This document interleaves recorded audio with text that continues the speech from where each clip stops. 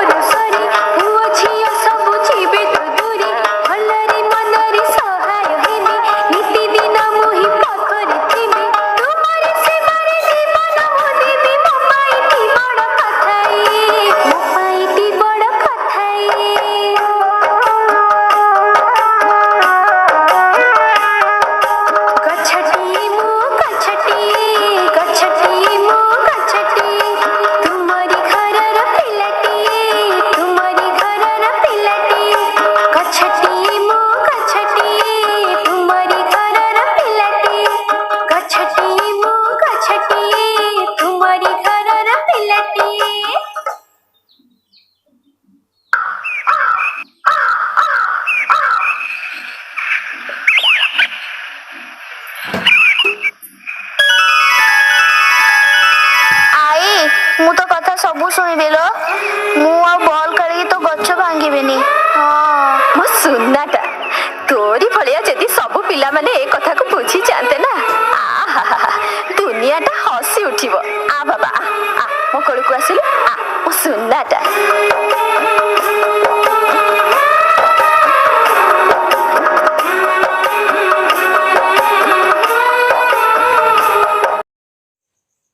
ଆଚ୍ଛା ପିଲାମାନେ, ଏହି ଭିଡ଼ିଓରେ ତମେମାନେ କ'ଣ ଦେଖିଲ? ଉଦ୍ଭିଦ ଆମର କ'ଣ କ'ଣ ଉପକାର କରେ? ଆଜି ଆମେ ଉପକାରୀ ଉଦ୍ଭିଦ ଓ ପ୍ରାଣୀ ବିଷୟରେ ପଢ଼ିବା।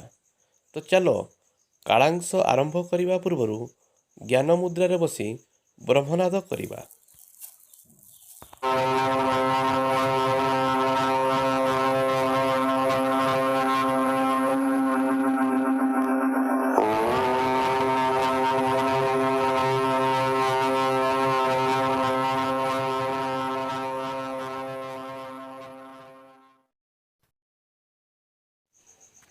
ଉଦ୍ଭିଦ ଆମର ଅନେକ ଉପକାର କରିଥାଏ। କ'ଣ କ'ଣ ଉପକାର କରିଥାଏ ତମେମାନେ ଭଲ ଭାବରେ ଜାଣିଛ। ଲିପ୍ସା ତୁମ ପରି ଝିଅଟିଏ, 4ର୍ଥ ଶ୍ରେଣୀରେ ପଢ଼େ। ଦିନେ ବିଦ୍ୟାଳୟରେ ଶିକ୍ଷକ କହିଲେ ଉଦ୍ଭିଦ ଆମର କି କି ଉପକାର କରେ ସମସ୍ତେ ଘରୁ ଲେଖି ଆଣିବାକୁ। ଲିପ୍ସା ଘରେ ପହଞ୍ଚି ଚିନ୍ତାରେ ପଡ଼ିଲା। କ'ଣ ଲେଖିବ? ମାଆଙ୍କୁ କହିଲା ଉତ୍ତର କହିଦେବାକୁ। ମା କହିଲେ, ଲିପ୍ସା ତୁ ନିଜେ ଚିନ୍ତା କର, ଟିକିଏ ଭାବିଲେ ତୁ ଉତ୍ତର ଲେଖିପାରିବୁ। କିଛି ସମୟ ପରେ ମା କହିଲେ, ଆଚ୍ଛା ଲିପ୍ସା, ଆମ ଘରେ ଶୋଇବା ଓ ବସିବା ପାଇଁ କ'ଣ ସବୁ ଜିନିଷ ଅଛି କହିଲୁ? ଲିପ୍ସା କହିଲା, ଖଟ, ଆଲଣା, ଟେବୁଲ, ଚୌକି, ପିଢ଼ା ଇତ୍ୟାଦି ଜିନିଷ ଆମ ଘରେ ଅଛି। ମା କହିଲେ, ଏଗୁଡ଼ିକ ସବୁ କେଉଁଥିରୁ ତିଆରି ହୋଇଛି? ଲିପ୍ସା କହିଲା, କାଠରୁ ତିଆରି ହୋଇଛି। ମା କହିଲେ, କାଠ କେଉଁଥିରୁ ମିଳେ? ଲିପ୍ସା କହିଲା, କାଠ ଗଛରୁ ମିଳେ। କେବଳ କାଠ ନୁହେଁ, ଆମେ ଖାଉଥିବା ପରିବା ଓ ଫଳ ମଧ୍ୟ ଆମେ ଗଛରୁ ପାଇଥାଉ। ଏହାପରେ ମା କହିଲେ, କେବଳ ଫଳ ଓ ପରିବା ନୁହେଁ, ଆମ ରୋଷେଇ ଘରେ ଥିବା ଚାଉଳ, ଅଟା, ମସଲା, ତେଲ ଇତ୍ୟାଦି ଆମେ ଗଛରୁ ପାଇଥାଉ। ମା ପୁଣି ପଚାରିଲେ, ସର୍ଦ୍ଦି ହେଲେ ମୁଁ ତୋତେ କ'ଣ ଖାଇବାକୁ ଦିଏ? ଲିପ୍ସା କହିଲା, ମୋତେ ସର୍ଦ୍ଦି ହେଲେ ତୁମେ ମୋତେ ତୁଳସୀ ପତ୍ର ଓ ମହୁ ଖାଇବାକୁ ଦିଅ। ମା କହିଲେ, ହଁ, ସେହିପରି ଆହୁରି କେତେକ ରୋଗ ପାଇଁ ମଧ୍ୟ ଗଛଠାରୁ ଆମେ ଔଷଧ ପାଉ। ତୁ ଯେଉଁ ପୋଷାକ ପିନ୍ଧିଛୁ ତାହା କେଉଁଥିରୁ ତିଆରି ହୋଇଛି? ଲିପ୍ସା କହିଲା, ପୋଷାକ କନାରୁ ତିଆରି ହୁଏ। ମା କହିଲେ, କନା କେଉଁଥିରୁ ତିଆରି ହୁଏ ଜାଣିଛୁ? ଲିପ୍ସା ଜାଣିନଥିଲା। ମା କହିଲେ, ସୂତାରୁ କନା ତିଆରି ହୁଏ। କପା ଗଛର ତୁଳାରୁ ସୂତା ତିଆରି ହୋଇଥାଏ। ଲିପ୍ସା କହିଲା, ଆମେ ଗଛରୁ ଖାଦ୍ୟ, ପୋଷାକ, ଔଷଧ, କାଠ, ଉପକରଣ ଇତ୍ୟାଦି ପାଇଥାଉ। ଏବେ ମୁଁ ଭଲ ଭାବରେ ଉଦ୍ଭିଦ ଆମର କି କି ଉପକାର କରେ ମୁଁ ଲେଖିପାରିବି।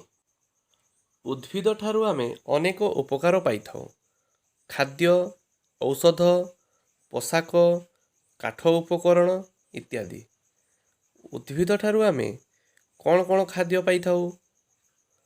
ଶସ୍ୟ ଜାତୀୟ, ଡାଲି ଜାତୀୟ, ଫଳ ଓ ପରିବା ଜାତୀୟ, ମସଲା ଜାତୀୟ ଇତ୍ୟାଦି। ଶସ୍ୟ ଜାତୀୟ ଖାଦ୍ୟ ଗୁଡ଼ିକ କ'ଣ କ'ଣ? ଶସ୍ୟ ଜାତୀୟ ଖାଦ୍ୟ ଗୁଡ଼ିକ ହେଉଛି ଧାନ, ଗହମ, ମାଣ୍ଡିଆ ଇତ୍ୟାଦି। ସେହିପରି ଡାଲି ଜାତୀୟ ଖାଦ୍ୟ ଗୁଡ଼ିକ ହେଉଛି ମୁଗ, ବିରି, କୋଳଥ ଇତ୍ୟାଦି। ସେହିପରି ପରିବା ଜାତୀୟ ଖାଦ୍ୟ ଗୁଡ଼ିକ ହେଉଛି ଆଳୁ, ବାଇଗଣ, କୋବି ଇତ୍ୟାଦି। ଫଳ ଜାତୀୟ ଖାଦ୍ୟ ଗୁଡ଼ିକ ହେଉଛି ପଣସ, ତରଭୁଜ, ଆମ୍ବ, ଅମୃତଭଣ୍ଡା ଇତ୍ୟାଦି ଆମେ ପାଇଥାଉ। ସେହିପରି ମସଲା ଜାତୀୟ ଖାଦ୍ୟ ଗୁଡ଼ିକ ହେଉଛି ଗୁଜୁରାତି, ଅଳେଇଚ, ଲବଙ୍ଗ, ଅଦା, ଲଙ୍କା, ହଳଦୀ ଇତ୍ୟାଦି। ପୂର୍ବ ପାଠରେ ଆମେ ପଢ଼ିଥିଲେ ଉଦ୍ଭିଦର କେଉଁ କେଉଁ ଅଂଶକୁ ଆମେ ଖାଦ୍ୟ ରୂପେ ଗ୍ରହଣ କରିଥାଉ। କେତେକ ଗଛର ଗଜାକୁ ଆମେ ଖାଦ୍ୟ ରୂପେ ଗ୍ରହଣ କରୁ। ବାଉଁଶ ଗଛର ଗଜା ବା କରଡ଼ିକୁ ଆମେ ଖାଦ୍ୟ ରୂପେ ଗ୍ରହଣ କରୁ। କେତେକ ଗଛର ମୂଳ, କନ୍ଦମୂଳ, କେତେକ ଛତୁ, ନାଡ଼ ଛତୁ, ବାଲି ଛତୁ, ପାଳ ଛତୁ ଇତ୍ୟାଦି। ସେହିପରି ଶାଳ, ଶାଗୁଆନ, ପିଆଶାଳ, ଶିଶୁ, ଗମ୍ଭାରୀ, ଆମ୍ବ, ଚାକୁଣ୍ଡା, ବାଉଁଶ ଇତ୍ୟାଦି ଗଛମାନଙ୍କର କାଠରୁ ଘର ତିଆରି ଜିନିଷ, ଆସବାବପତ୍ର ଓ କୃଷି ଉପକରଣ ତିଆରି କରାଯାଏ। ତୁମକୁ ସର୍ଦ୍ଦି ହେଲେ ତୁମେ କ'ଣ ଖାଇଥାଅ? ମହୁ ଓ ତୁଳସୀ ପତ୍ର। ତୁଳସୀ ପତ୍ରରେ ଔଷଧୀୟ ଗୁଣ ଅଛି, ତେଣୁ ତୁଳସୀ ପତ୍ର ଖାଇଲେ ସର୍ଦ୍ଦି ରୋଗ ଭଲ ହୋଇଯାଏ। ତୁଳସୀ ପତ୍ର ପରି ଆହୁରି ଅନେକ ଗଛରେ ଔଷଧୀୟ ଗୁଣ ଅଛି। ଆମେ ସେହି ଗଛକୁ ଔଷଧ ରୂପେ ବ୍ୟବହାର କରିଥାଉ। ସିଙ୍କନା ଗଛର ଛାଲିରୁ କୁଇନାଇନ୍ ଔଷଧ ପ୍ରସ୍ତୁତ ହୋଇଥାଏ। କୁଇନାଇନ୍ରୁ ମ୍ୟାଲେରିଆ ରୋଗ ପାଇଁ ଔଷଧ ତିଆରି ହୁଏ। ନିମ୍ବପତ୍ର, ବେଲଗଛ, ଅଁଳା ଗଛ ଇତ୍ୟାଦି ଗଛରେ ଔଷଧୀୟ ଗୁଣ ରହିଛି। କେତେକ ଉଦ୍ଭିଦର ମଞ୍ଜିରୁ ତେଲ ବାହାରିଥାଏ। ଯେଉଁ ଉଦ୍ଭିଦର ମଞ୍ଜିରୁ ତେଲ ବାହାରେ ତାହାକୁ ତୈଳବୀଜ ଉଦ୍ଭିଦ କୁହାଯାଏ। ତୈଳବୀଜ ଉଦ୍ଭିଦ କାହାକୁ କୁହାଯାଏ? ଯେଉଁ ଉଦ୍ଭିଦର ମଞ୍ଜିରୁ ତେଲ ବାହାରେ। କେଉଁ କେଉଁ ଉଦ୍ଭିଦର ମଞ୍ଜିରୁ ତେଲ ବାହାରିଥାଏ? ଚିନାବାଦାମ, ନଡ଼ିଆ, ରାଶି, ସୋରିଷ, କରଞ୍ଜ, ଶାଳମଞ୍ଜି, ପେଶୀ, ଜଡ଼ା, ପଲାଙ୍ଗ ଇତ୍ୟାଦି। ଏହିସବୁ ଉଦ୍ଭିଦର ମଞ୍ଜିରୁ ତେଲ ବାହାରିଥାଏ, ତେଣୁ ଏଗୁଡ଼ିକୁ ତୈଳବୀଜ ଉଦ୍ଭିଦ କୁହାଯାଏ। ତେଲ ଆମର କ'ଣ କ'ଣ ବ୍ୟବହାରରେ ଆସେ? ତେଲ ଆମର ଖାଇବା ପଦାର୍ଥ ପ୍ରସ୍ତୁତିରେ, ଔଷଧ ପ୍ରସ୍ତୁତିରେ, ବନସ୍ପତି ଘିଅ ତିଆରିରେ, ତେଲକୁ ଆମେ ଦେହରେ ଲଗାଇଥାଉ, ତେଲରୁ ସାବୁନ ତିଆରି ହୁଏ, ଦୀପ ଜାଳିବା ଏହିସବୁ କାମରେ ବ୍ୟବହାର କରିଥାଉ। ତୁମେ ଯେଉଁ ପୋଷାକ ପିନ୍ଧିଛ ତାହା କେଉଁଥିରୁ ତିଆରି ହୋଇଛି? ଆମେ ଯେଉଁ ପୋଷାକ ପିନ୍ଧିଛୁ ତାହା ସୂତାରୁ ତିଆରି ହୋଇଛି। ସୂତା କେଉଁଠାରୁ ଆସେ? ନା ସୂତା ତୁଳାରୁ ଆସେ। ତୁଳା କେଉଁଠାରୁ ଆସେ? ତୁଳା କପା ଗଛରୁ ଆସେ।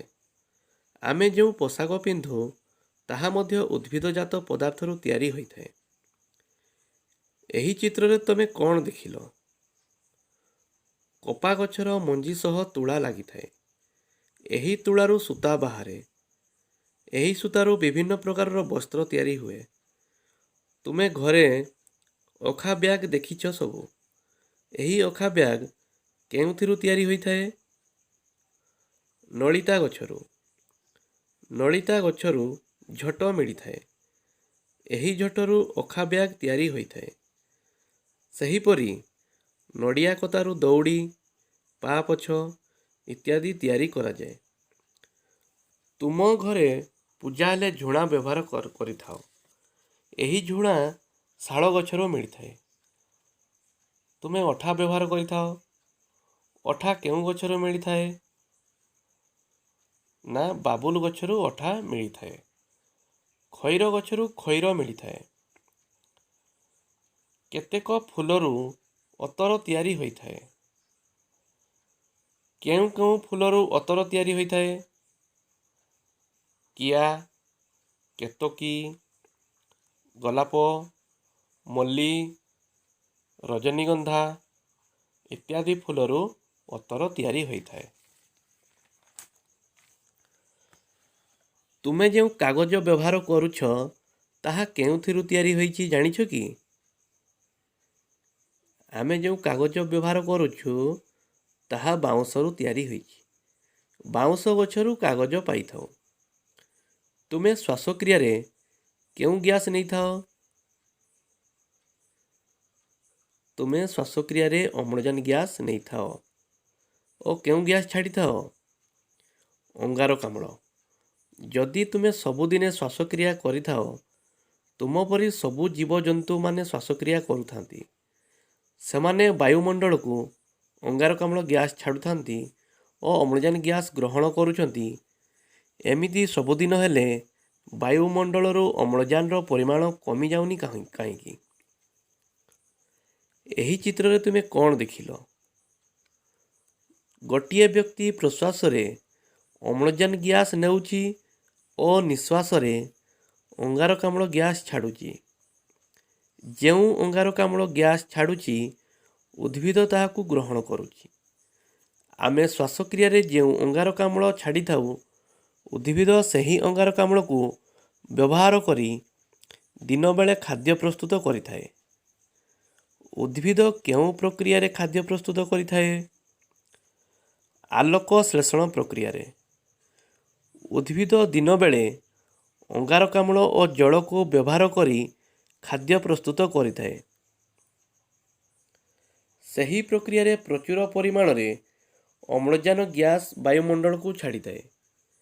ସେହି ଅମ୍ଳଜାନ ଗ୍ୟାସ୍କୁ ଜୀବଜଗତ ପ୍ରଶ୍ୱାସରେ ଗ୍ରହଣ କରିଥାଏ।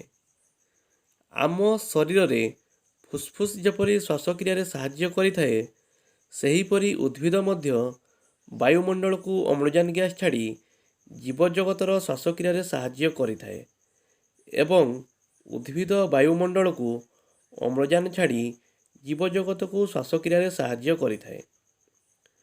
ଉଦ୍ଭିଦ ବାୟୁମଣ୍ଡଳକୁ ଅମ୍ଳଜାନ ଛାଡ଼ିବା ଫଳରେ ବାୟୁମଣ୍ଡଳ ବିଶୁଦ୍ଧ ହୁଏ। ତେଣୁ ଜଙ୍ଗଲକୁ ପୃଥିବୀର ଫୁସ୍ଫୁସ୍ କୁହାଯାଏ।